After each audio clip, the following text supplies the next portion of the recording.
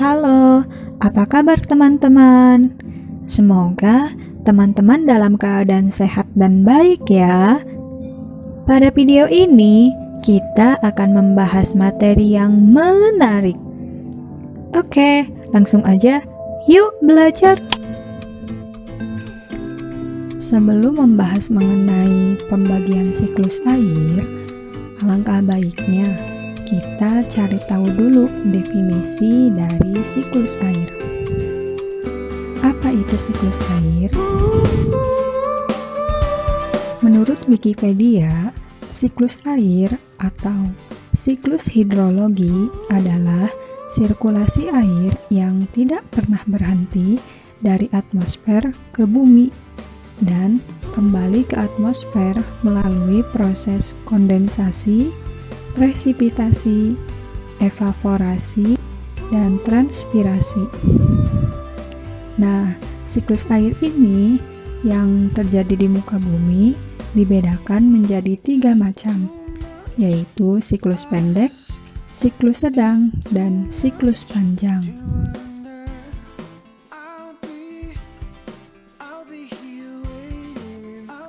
Siklus pendek berlangsung di atas perairan laut. Nah, siklus pendek ini diawali dengan evaporasi atau penguapan air laut karena panas matahari. Uap air tersebut naik ke atas sampai ketinggian tertentu. Kemudian terjadi kondensasi dan membentuk awan. Nah, semakin lama kandungan air di dalam awan akan semakin banyak, sehingga terjadi presipitasi atau titik-titik air dalam awan yang turun sebagai hujan di atas permukaan laut.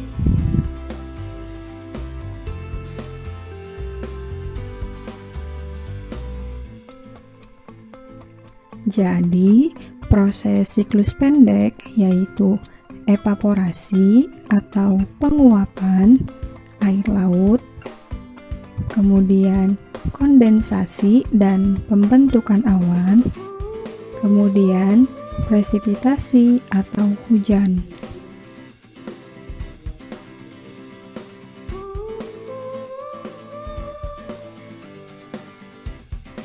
Siklus air sedang terjadi jika air laut mengalami evaporasi atau penguapan karena panas matahari.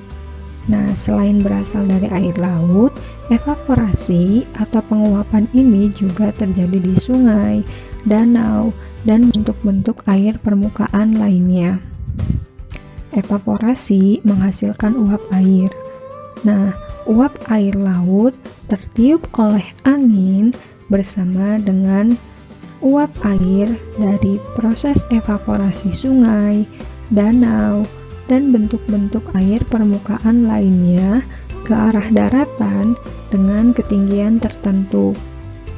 Kemudian, uap air tersebut mengalami kondensasi dan membentuk awan. Semakin lama, kandungan air di dalam awan akan semakin banyak, sehingga terjadilah presipitasi atau hujan di daratan. Nah, air hujan yang jatuh di daratan ini ada yang meresap ke dalam tanah menjadi air tanah. Proses ini dinamakan infiltrasi. Nah, dan ada juga yang mengalir di permukaan tanah melalui sungai, danau, dan kembali lagi ke laut. Atau ini disebutnya runoff.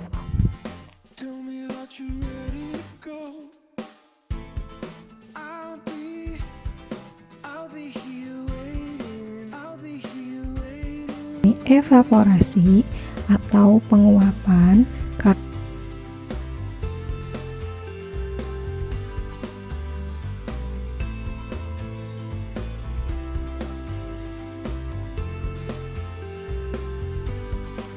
kemudian uap air tersebut mengalami kondensasi dan membentuk awan.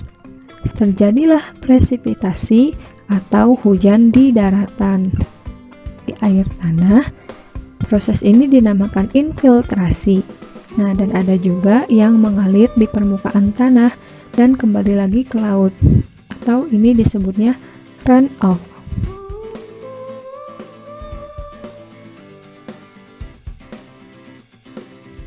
Siklus air panjang diawali dengan evaporasi yang berasal dari air laut, sungai, danau, dan bentuk perairan lainnya.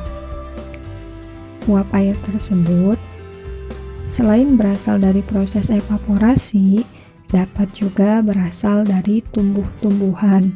Nah, proses ini disebut sebagai transpirasi.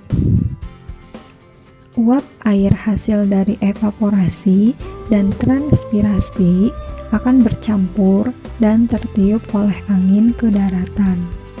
Nah, pada ketinggian tertentu, uap air ini mengalami kondensasi dan membentuk kristal-kristal es yang jatuh sebagai hujan salju dan gletser.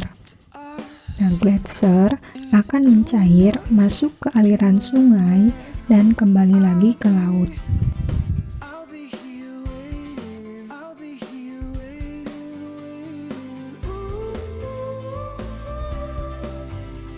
Evaporasi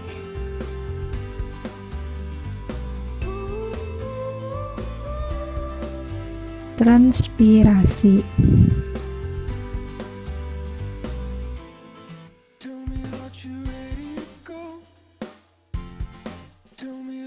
Pada ketinggian tertentu, uap air ini mengalami kondensasi dan membentuk kristal-kristal es yang jatuh sebagai hujan salju dan gletser. Nah, gletser akan mencair masuk ke aliran sungai dan kembali lagi ke laut. Cukup sekian pembahasan materi di video ini. Semoga teman-teman mudah memahaminya ya. Selamat dan semangat belajar. Kita bisa jika kita mau belajar, berusaha, dan berdoa. Oke, terima kasih teman-teman sudah menyaksikan video ini. Oh ya, jangan lupa subscribe, like, dan share ke teman-teman yang lainnya ya. Terima kasih.